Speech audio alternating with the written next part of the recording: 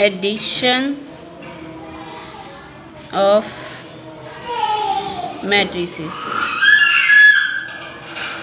Matrices की addition.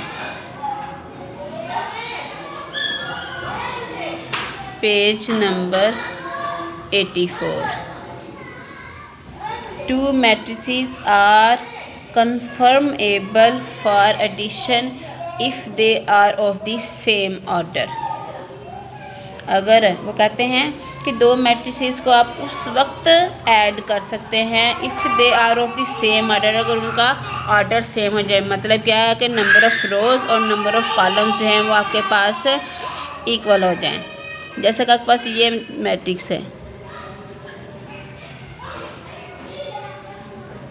एक ये मैट्रिक्स है और एक ये मैट्रिक्स।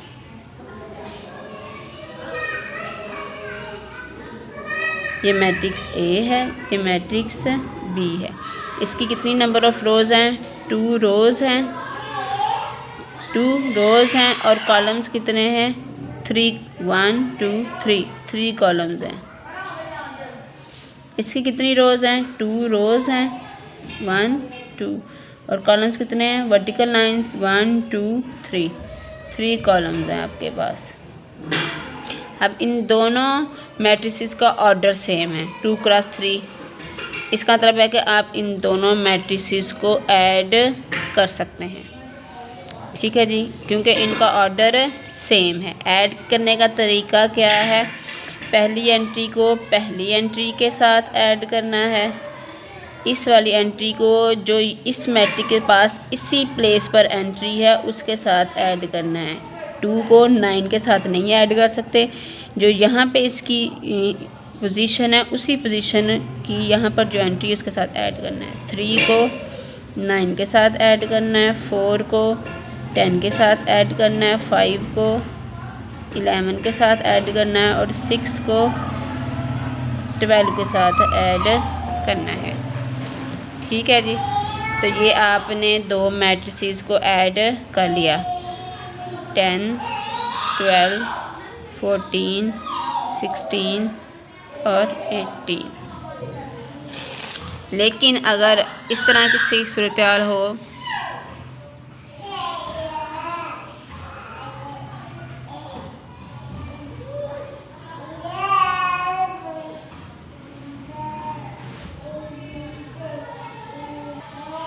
अब ये दो मैट्रिसेस हैं, इसका ऑर्डर क्या है? 2 रोज़ हैं और 2 ही कॉलम्स हैं। इस मैट्रिक्स की कितनी रोज़ हैं? 1 2 रोज़ हैं और कितने कॉलम्स हैं? 1 2 3 कॉलम्स हैं।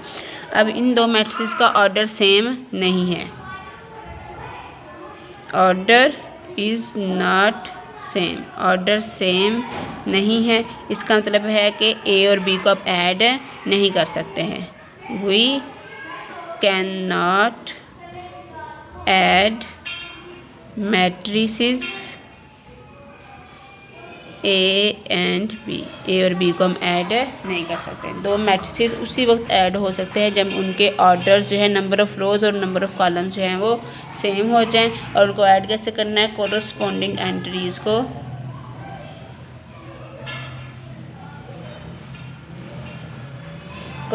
एंट्रीज़ को ऐड करना है। नेक्स्ट है स्केलर मल्टीप्लिकेशन।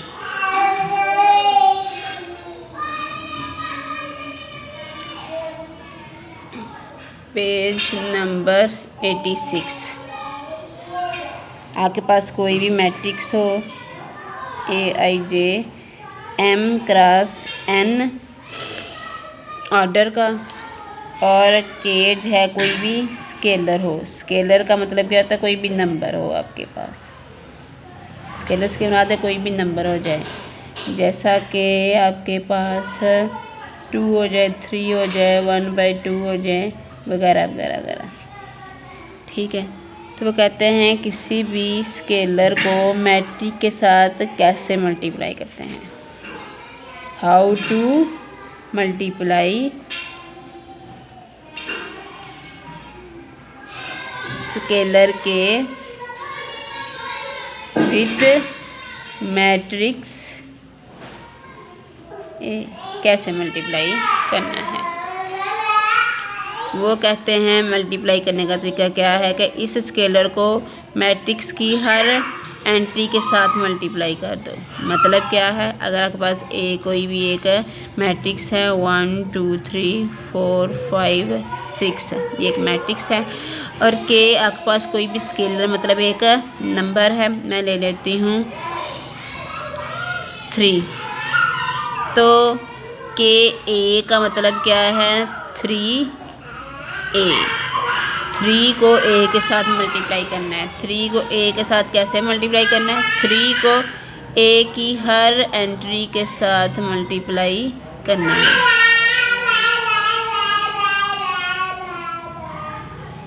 थ्री को मैट्रिक्स की हर एंट्री के साथ मल्टीप्लाई करते हैं। 3 6 9 12 15 18। तो आपने स्केलर को मैट्रिक्स के साथ मल्टीप्लाई करना सीख लिया। जब आप किसी स्केलर के साथ किसी मैट्रिक्स को मल्टीप्लाई कर लेते हैं तो जो आपके पास आंसर आता है ना, आंसर वाला मैट्रिक्स आता है, उसकी भी उतनी ही रोज़ होती हैं और उतने ही कॉलम्स होते हैं। इसकी 2 रोज़ थी, इसकी भी 2 रोज़ हैं, इसकी 3 कॉलम्स हैं, इसके भी 3 ही कॉलम्स हैं। ठीक है जी।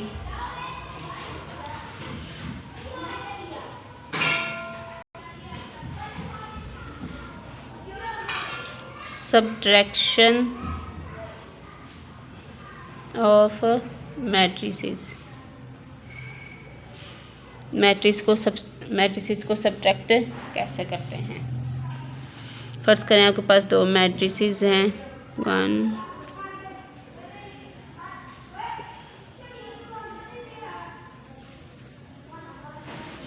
जिस तरह हमने पढ़ा कि 2 मैट्रिसेस को हम उसी वक्त ऐड कर सकते हैं जब उनके ऑर्डर्स सेम हो। तो कोई से भी 2 मैट्रिसेस को हम उस वक्त सब्ट्रैक्ट कर सकते हैं जब उनके ऑर्डर्स जो हैं वो सेम हो, तभी हम उनको सब्ट्रैक्ट भी कर सकते हैं। सब्ट्रैक्ट करने का तरीका क्या है, ये matrix A minus matrix B कैसे माइनस करेंगे, पहली एंट्री में से पहली एंट्री माइनस कर देंगे, दूसरी एंट्री में से दूसरी एंट्री माइनस कर देंगे, इस वाली एंट्री में से इसको माइनस कर देंगे और इस वाली एंट्री में से इसको माइनस कर देंगे।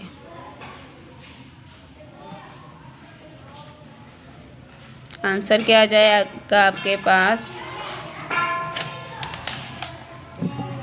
ये आपके पास आंसर आ गया है a माइनस बी का। We can subtract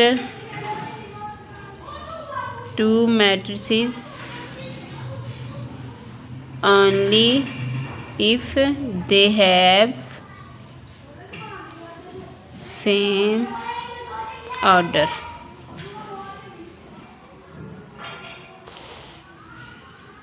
multiplication of 2 matrices. 2 matrices को मल्टीप्लाई कैसे करना है।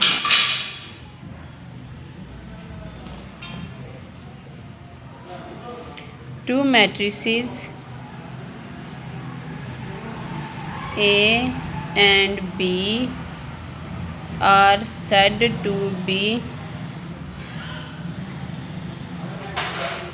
suitable for product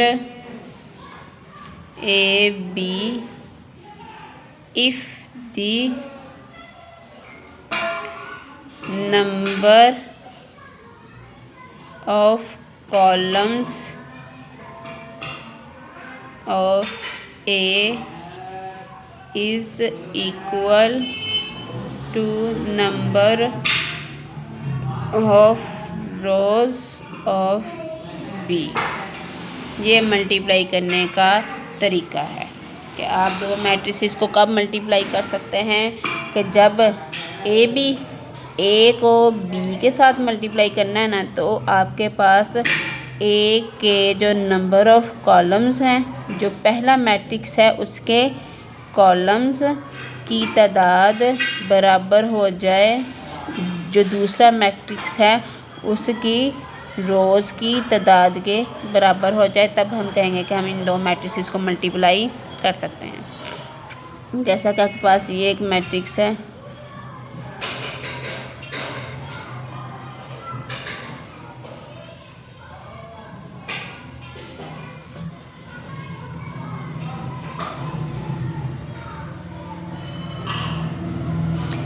इस जो आपके पास मैट्रिक्स है इसके कितने नंबर ऑफ कॉलम्स हैं? 1 2। तो ए के कॉलम्स कितने हैं? 2। बी की रोज़ कितनी है आपके पास? जो आपके पास पहला मैट्रिक्स है उसके कॉलम्स की तादाद और इसके रोज़ की तादाद कितनी है? 2 रोज़। तो ए के कॉलम्स बराबर हैं बी की रोज़। ए के कॉलम्स की तादाद बी की रोज़ की तादाद के इक्वल है। इसका मतलब है हम ए और बी को मल्टीप्लाई कर सकते हैं। We can multiply A and B, A और बी को मल्टीप्लाई। लेकिन अगर हम बी पहले लिख लें, 5 6 7 8 9 10 और ए बाद में लिख लें, बी ए कर लें, तो जब हमने प्रोडक्ट करनी है तो जो पहले वाला मैट्रिक्स है उसके कॉलम्स और जो दूसरे वाला मैट्रिक्स है उसकी रोज़ की तादाद को देखना होता है। अब बी के कॉलम्स कितने हैं? कॉलम्स ऑफ बी के कॉलम्स कितने हैं आपके पास? 1 2 3। और ए की रोज़ कितनी है?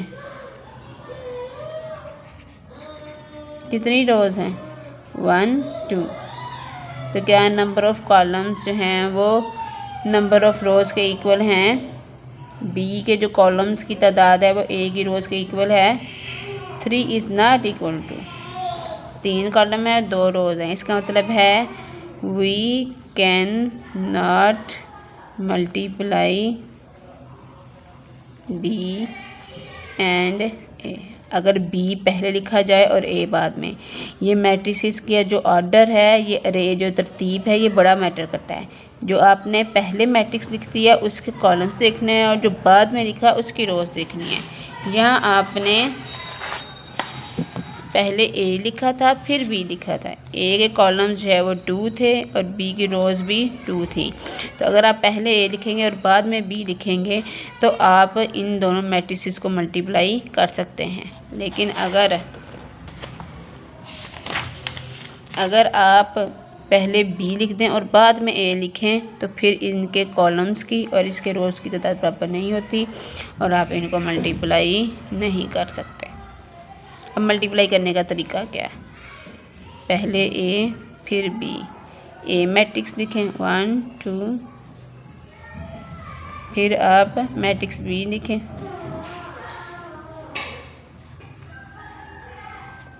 मल्टीप्लाई करने का तरीका क्या है?